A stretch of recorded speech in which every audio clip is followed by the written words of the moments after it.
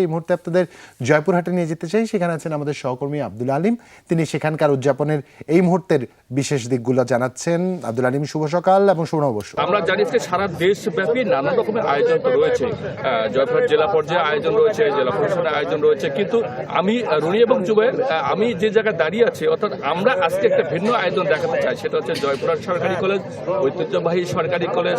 প্রতি বছরই তারা বিভিন্ন ধরনের আয়োজন করে থাকে। এবার কিন্তু একটু পহেলা বৈশাখকে কেন্দ্র করে একটু ভিন্ন আয়োজন রয়েছে। আমরা দেখতে পাচ্ছি রুনি এবং জুবায়ের জয়পুরহাট সরকারি কলেজের অধ্যক্ষ মহোদয়, উপাধ্যক্ষ মহোদয় সহ বিভিন্ন বিভাগের যারা শিক্ষক রয়েছেন তারা এই র্যালিতে অংশগ্রহণ করেছেন এবং র্যালিতে বিএনসিসি, রোভার স্কাউট তারা তো অংশগ্রহণ করেছেনই।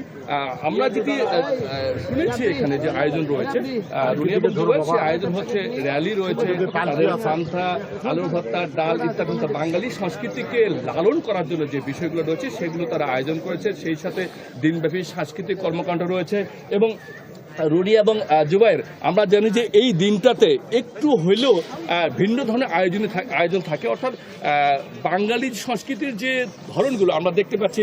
রুনি এবং জুবায়ের এখানে যে পালকি, লাঙ্গল, তারপরে যে মাছ ধরার নানান রকমের যে কলাকৌশলগুলো যন্ত্রগুলো থাকে সেগুলো আমরা দেখতে পাচ্ছি। রোভার স্কাউটের ছেলেমেয়েরা সেগুলো নিয়ে তারা প্রদর্শন করছে। আমরা একটু জাস্ট একটু জানতে চাই, একটু অধ্যক্ষ মহোদয় আছে, আজকের যে আয়োজনটা কি ধরনের আয়োজন করেছে এবং কেমন লাগছে আয়োজন? বিসমিল্লাহির রহমানির রহিম। আজ 1431 বঙ্গাব্দকে বিদায় দিয়ে 1433 বঙ্গাব্দকে বরণ করতে যাচ্ছে সারা দেশের ন্যায় জয়পুরহাট সরকারি কলেজ।